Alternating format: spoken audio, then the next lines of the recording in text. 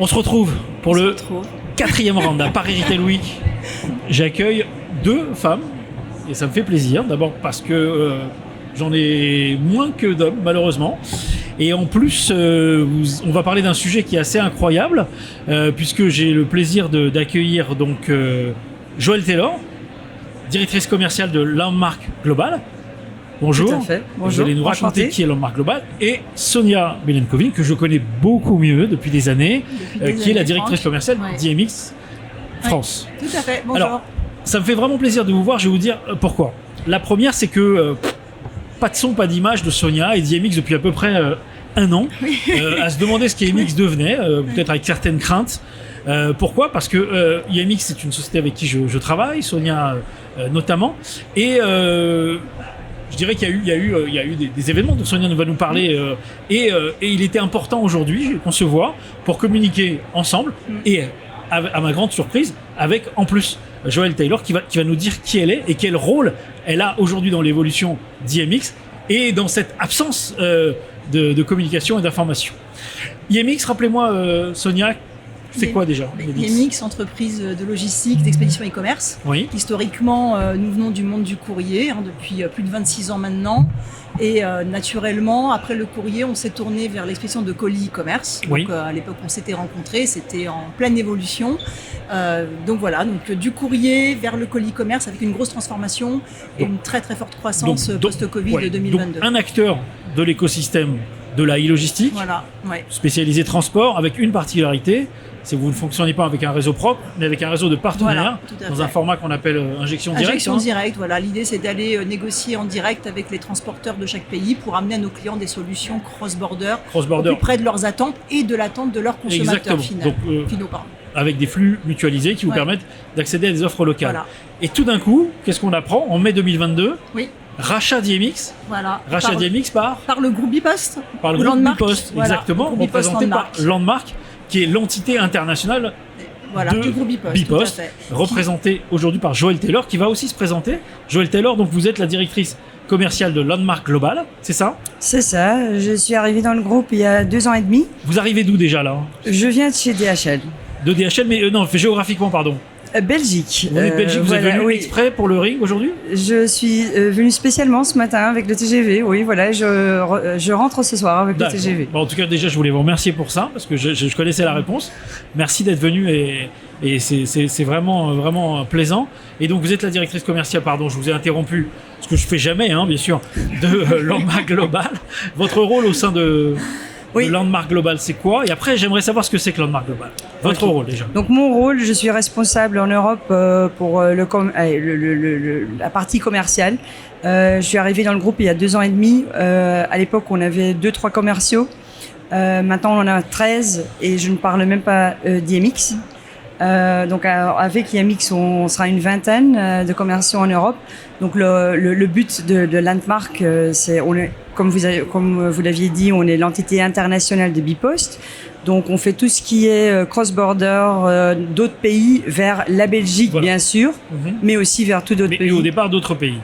Au départ, d'autres pays, tout à fait. D'accord. Qu'est-ce que c'est Landmark, en 2 mots, pour bien comprendre ? Parce que vous parliez de Bipost, la poste belge, Bipost, l'entité qu'on connaît, et Landmark Global, qu'est-ce que c'est en fait ? Voilà, la poste belge, elle a racheté Landmark il y a 12 ans, étant une entreprise informatique des États-Unis qui avait investi dans un système Mercury informatique pour l'e-commerce. Et ils ont racheté ça il y a 12 ans, voilà. Donc, Landmark est vraiment l'entité internationale qui fait le transport de paquets, de colis, en ADS, comme on l'appelle, en service commercial, mais aussi service postal. Au fait, exactement ce que IMX fait aussi. Si je résume, Landmark, c'est la représentation internationale de la Bipost. Tout à fait. Dans un modèle qui correspond à celui d'IMX en France. Voilà. D'accord. Voilà. Donc vous avez d'autres petits IMX partout dans le monde, en gros, c'est ça ? Non, pas encore. Mais peut-être que ça, c'est le but. Alors, peut-être. On essaye. Donc, Sonia, vous avez vendu votre activité, vous étiez actionnaire. En 2022, tout à fait. Très bien. Vous avez racheté IMX. Pourquoi IMX ? Pourquoi IMX ? Parce que, étant belge, la France est premièrement le pays avec le plus grand flux vers la Belgique. Donc, bien sûr, là, on a le plus de connaissances. Après, on a quand même Des caractéristiques très similaires entre les Belges et les Français, donc on se comprend bien, pas uniquement à cause de la langue, et grâce à la langue, déjà. Mais on est quand même culturellement très proches. Ok, donc pas mal de similitudes qui vous ont donné envie de vous associer avec IMX à un moment où IMX était en recherche d'un nouvel actionnaire. Exactement. Qu'est-ce que vous recherchiez à ce moment-là? Puisque le post-Covid, en fait, IMX a connu une explosion quand même du nombre de colis qui passaient dans nos centres de tri, et pour accélérer la croissance, il fallait nous adosser à un industriel.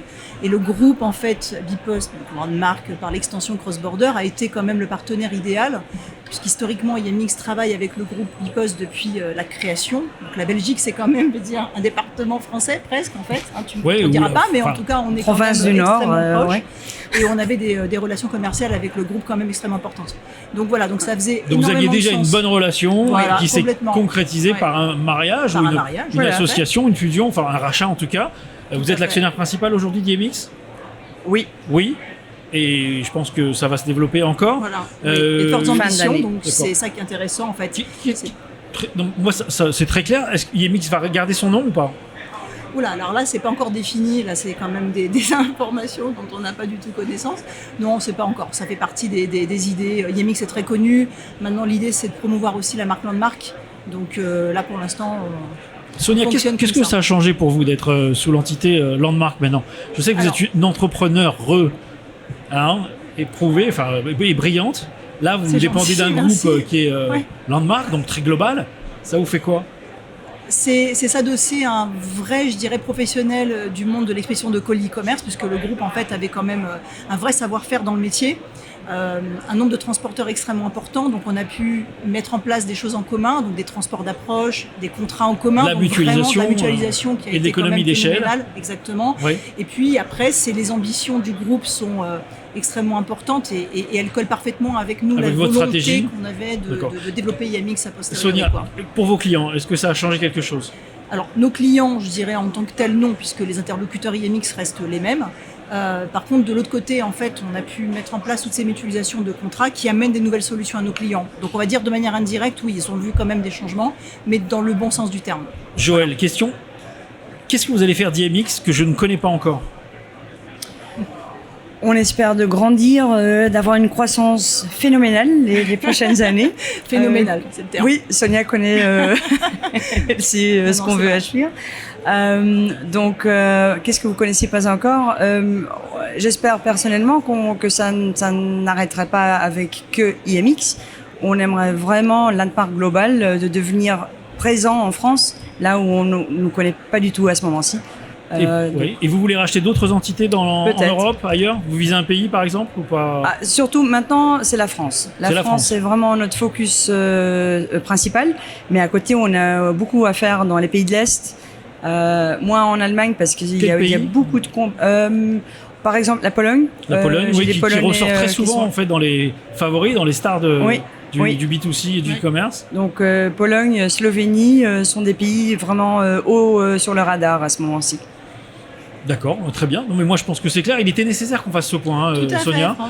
Moi je suis rassuré, vos clients je pense le sont aussi. Oui. Ça m'a fait énormément plaisir de rencontrer Joël Taylor de Landmark, que je ne connaissais pas, ni Landmark, ni Joël Taylor. Je voulais vous remercier toutes les deux d'être venues jusqu'à moi ici à Paris Retail Week. Merci sur le 4e round du ring. J'espère que ça vous a plu, Joël, vous allez me dire ça tout à l'heure. Voilà. Moi, en tout cas, j'ai énormément appris et je pense que les gens qui vont regarder cette vidéo aussi, et en souhaitant que tout ça vous porte bonheur. Merci mesdames, bon retour sur la Belgique. J'aime la Belgique, je voulais le dire, j'aime les Belges. Je me sens très proche d'eux et je voulais les saluer et vous saluer grâce à cette vidéo aussi. Merci à vous et bon retour et à très bientôt. Merci.